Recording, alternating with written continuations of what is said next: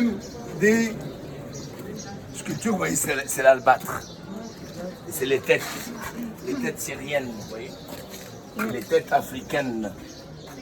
Ce sont les têtes syriennes et les têtes africaines. Là, c'est un élément en albâtre qui représentait un endroit où normalement on devait avoir un trône. Et le pharaon il est installé. Quand il est installé sur son trône,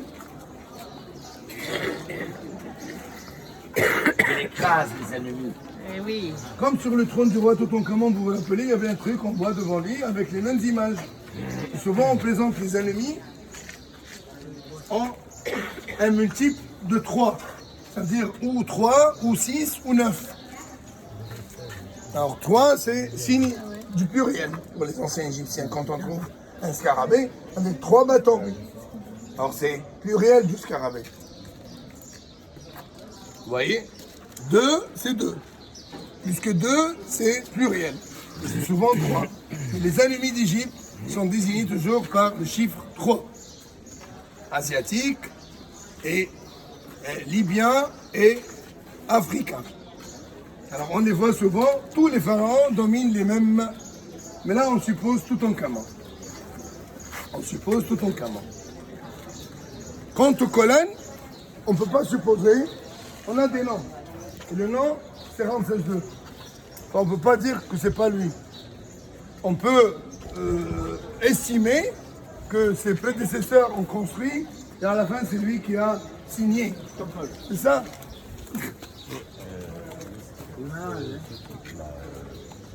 Sous le disque solaire, là. C'est pas l'instrument de l'ouverture de c'est ça? C'est ça, Ramsès II? Je sais pas. Oui, c'est ça. Ça c'est Ramsès II? Oui, c'est le cartouche de Ramsès II. Quand on a cet instrument-là, c'est Ramsès II. C'est pas, ça n'a pas été utilisé dans d'autres cartouches. Ça vous intéresse là-dessus? L'abeille, Nésotodite, vous vous rappelez, hein? On a pris beaucoup de leçons. Et à côté de l'abeille, il y a un autre, voilà, un disque solaire, une oie. Qui peut me rappeler du nom du disque solaire et de cette oie-là? Comment on prononce? Ra. Et oie. Oui,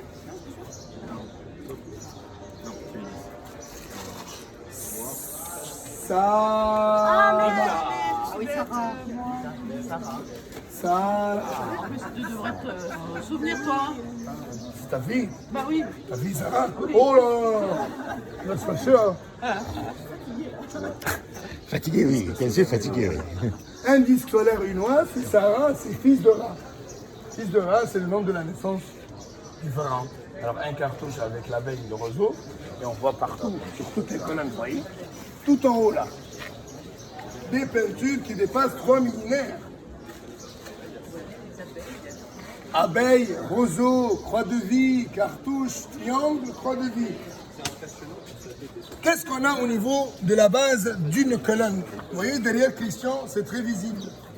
Un peu en face de nous, là, c'est encore visible. Qu'est-ce que c'est que ça?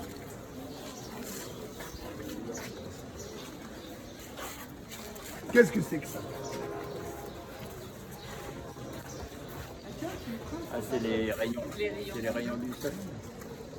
Bravo. C'est l'eau du Nil. Oui, c'est la source de tout. D'où sort la colonne? D'où vient l'homme? C'est ça. Alors là, c'est l'eau du Nil qui fait pousser. Qu'est-ce qu'il y a entre l'eau? Ici, le peuple, il n'arrive pas. On est d'accord? Alors le peuple, on ne les a pas oubliés. Cette bizarre oiseau-là. Tous les temples, Karnak, Luxor, Edfu, Komambo, c'est à vous de chercher ça après. Ça, c'est un oiseau un peu imaginaire. On voit l'image symbolique du peuple. Sans complication, sans prononcer des noms pharaoniques. Mais ça, c'est le peuple avec l'étoile. Quand il est en train de prier, il est là.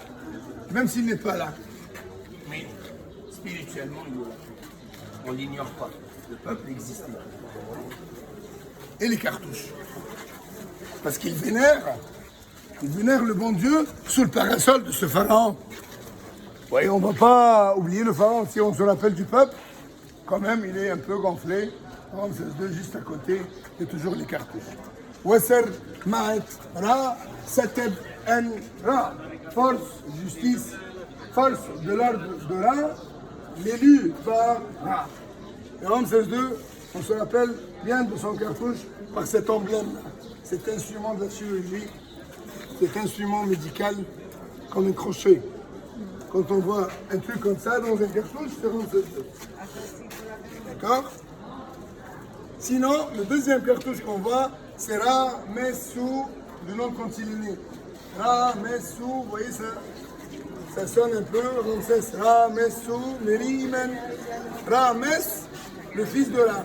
Meri, Imen, l'aimé de Amon. D'accord les amis? Quant au mur, alors les murs là, on ne l'a pas sculpté pour la rendre jolie, mais on l'a sculpté pour raconter ce qui se déroulait ici. Normalement, toutes les sculptures qu'on a voyées, le roi était là, en toute beauté, en toute perfection en sculpture, il est en train de servir des offrandes. Beaucoup d'éléments et beaucoup de matières nutritives, des fleurs, des plantes. Il est accueilli par le dieu Amon, à qui on a érigé ce monument principalement, c'est au dieu Amon. Ça n'empêche que Sekhmet, elle était vénérée ici, Mout, elle était vénérée ici, Khonsou, il était vénéré ici, Thoth. Mais le temple principalement est érigé pour le dieu Amon. Comme voilà, monsieur, les deux plumes sur la tête, accompagné par madame, comme une reine. Vous voyez, une femme, une double couronne sur la tête. Comment peut-on reconnaître Mout? Vous voyez le truc spiralé là? Oui. Au-dessus, il y a des écritures. Tout en haut, qu'est-ce qu'il y a dans les écritures? Un vautour, un oiseau. C'est le vautour, c'est Mout. C'est son nom, elle. Alors le nom de Dieu n'est pas dans un cartouche, mais on le trouve, le nom de Dieu. Hathor a un nom, un faucon cadré. Outher, la maison d'Horus. Isis, elle a un nom, un trône royal. Iset, le pouvoir, c'est son nom, Isis. Quoi que ce soit l'emblème qui décore sa tête, mais à la fin, chaque dieu a un nom, mais les divinités, on ne grave pas les noms des divinités dans des cartouches. Les cartouches, c'est que pour les pharaons. Donc, Amon et Mout, sa femme, à nouveau, Ramsès II, il est en train de servir du tissu. Bon, c'est pas la même chose. Et là, c'est qui? Amon? Non.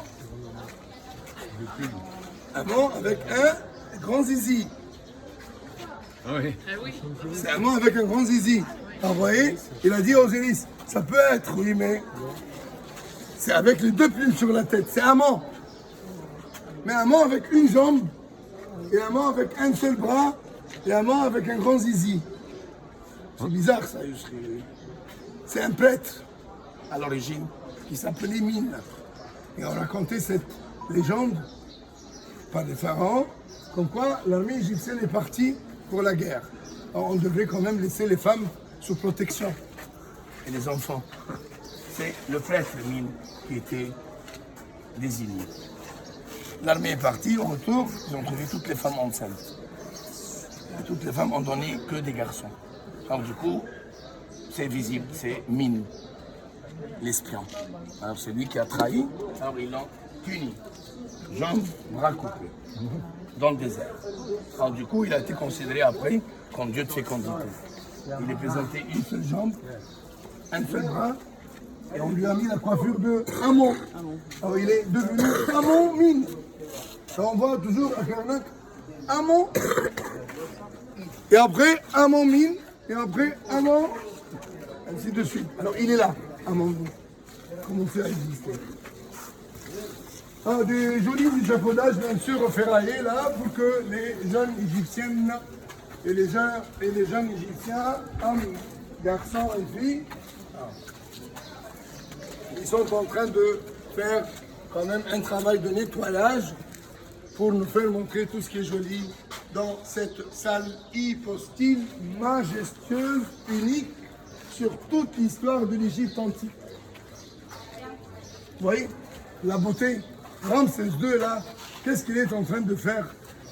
Il est en train de brûler de la myrrhe, vous voyez, dans l'encensoir là. Il tient son encensoir dans la main. Et il est en train de brûler de la myrrhe pour le dieu Amon. Alors ça nous représente en fait le rituel qui s'effectuait dans cette salle par les prêtres et par le pharaon avant d'aller finir le service auprès de Dieu dans son Saint des Saints. Super, monsieur Yossri. Ma belle famille royale, Quelle est votre agence, monsieur Yossri? c'est la vie.